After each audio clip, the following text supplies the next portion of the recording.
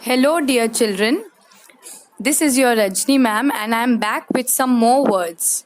This time we will do three-letter words, but we will do it in a different way. We will learn these words together in a phrase.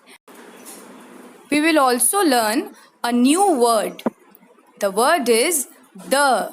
T-H-E, the. Look at the first picture, children. I can see a red bed.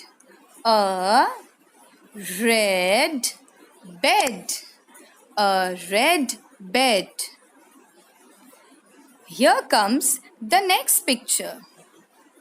I can see a hen in the pen. So let's see how we write it.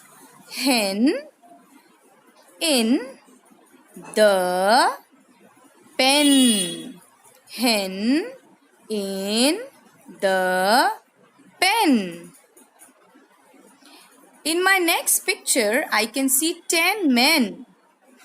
So we will now see how we write them together. 10 men. 10 men.